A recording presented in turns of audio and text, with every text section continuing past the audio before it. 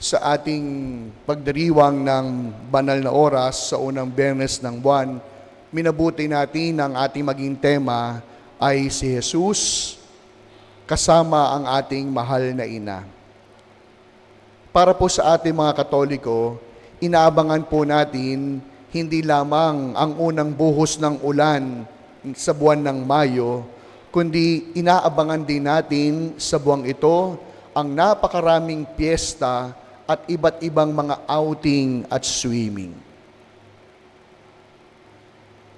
Pero bilang mga Katoliko, sigurado, hindi naman tayo sa piyesta at outing na e-excite.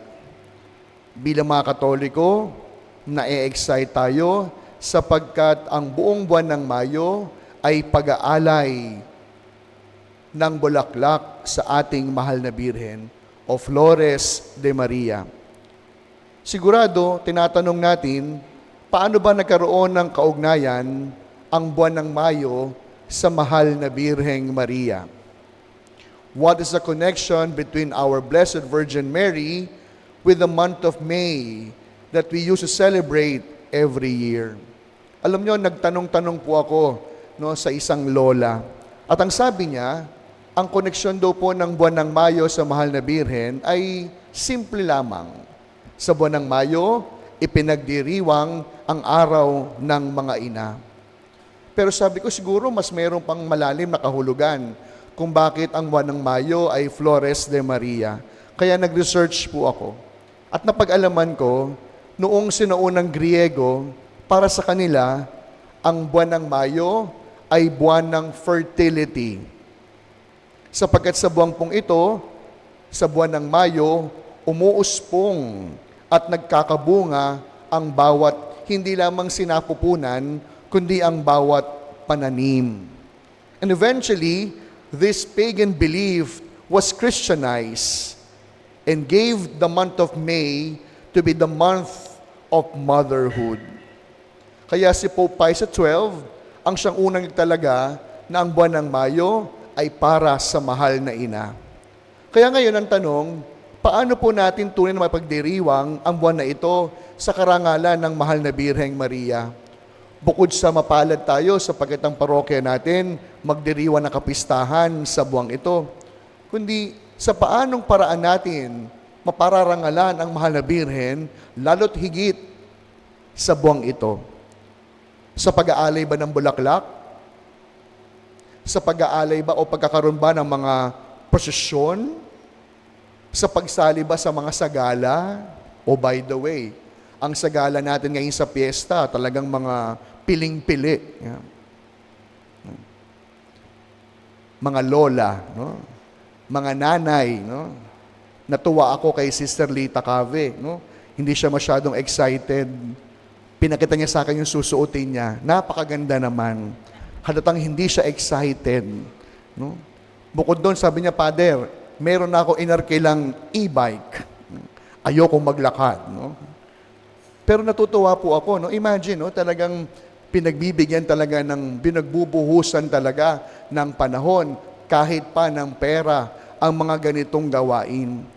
Kaya, ang tanong po natin, paano ba natin ito mapararangalan ang ating mahal na ina? Una, maganda po yung mga bagay na ito.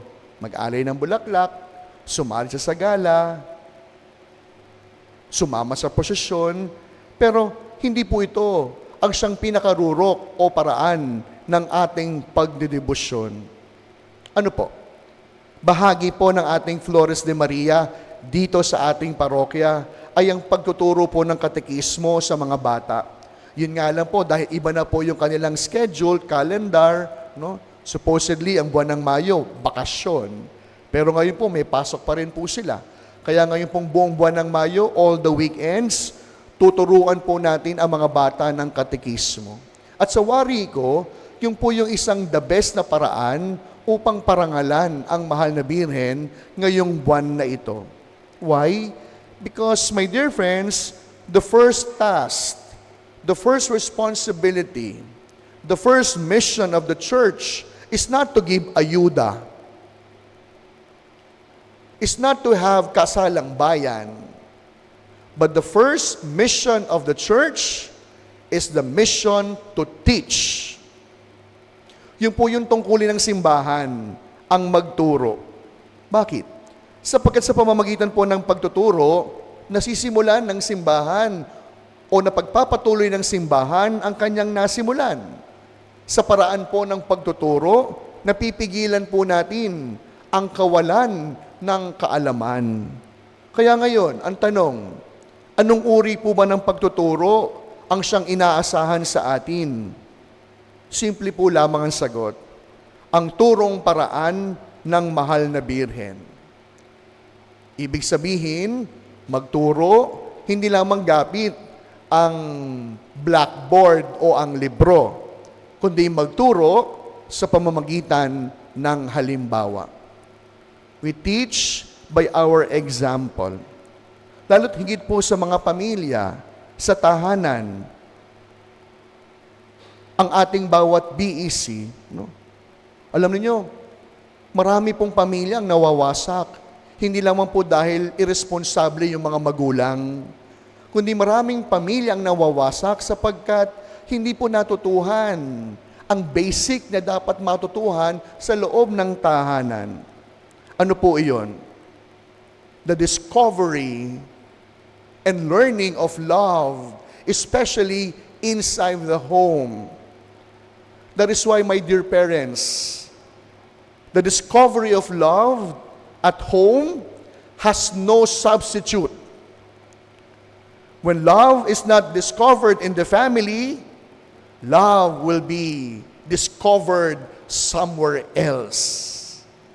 Kaya yung pag-ibig, kapag hindi po ito natutuhan, naramdaman, naranasan sa loob mismo ng tahanan, hahanapin niya ng kabataan sa labas. Kapag yung simpleng paggalang, hindi po naramdaman sa loob ng tahanan, hindi yan kayang ibigay sa lansangan. Kaya alam niyo, isa po sa mga isinusulong ko po, no? Talagang yung mga bata po dito sa atin, no? Hindi ko man sila kayang lahat alagaan sapagkat hindi naman yon ang aking unang tungkulin.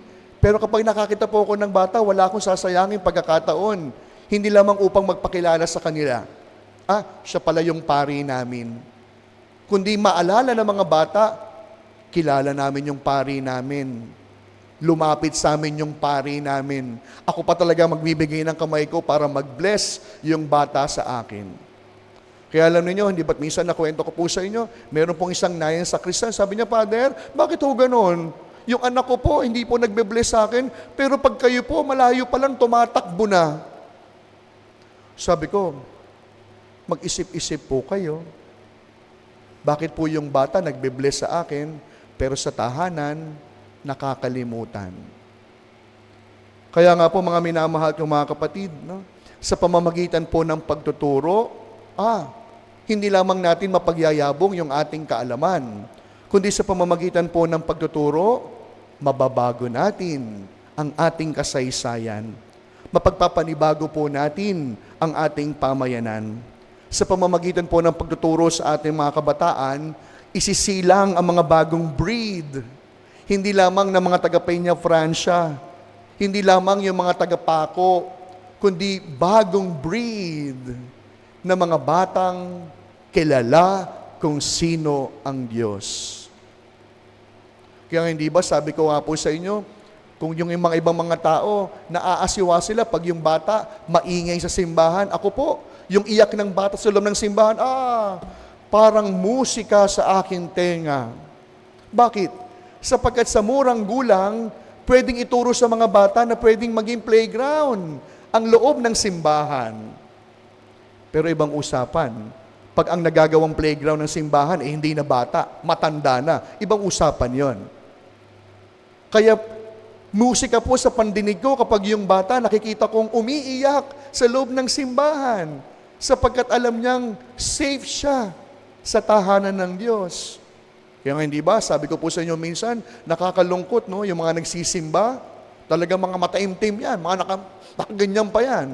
Tapos biglang narinig na umiyak yung bata, tititigan ng pagkatalim-talim.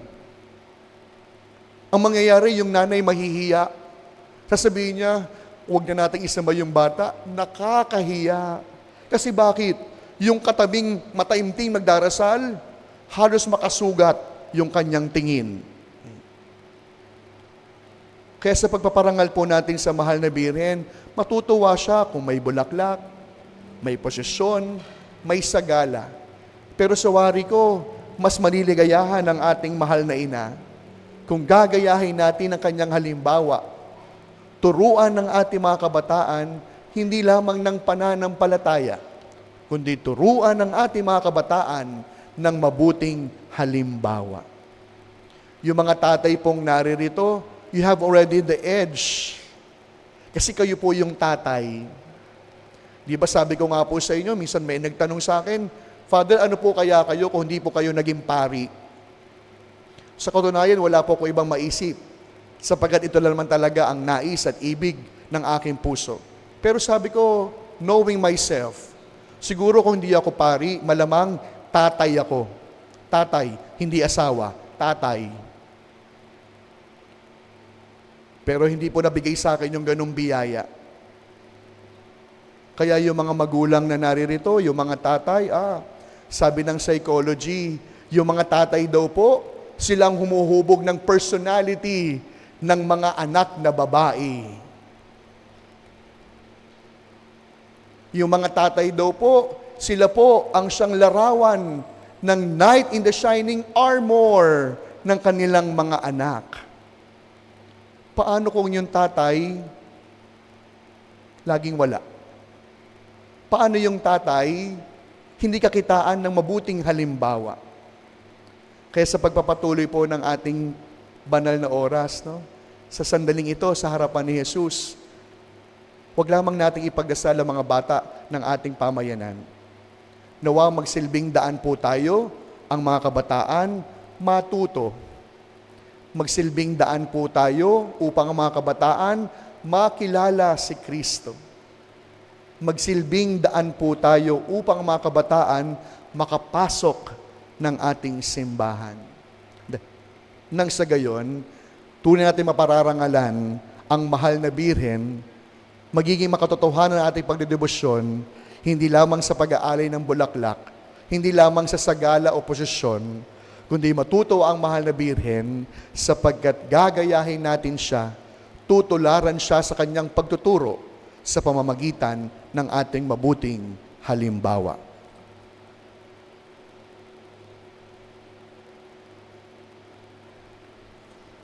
Amen.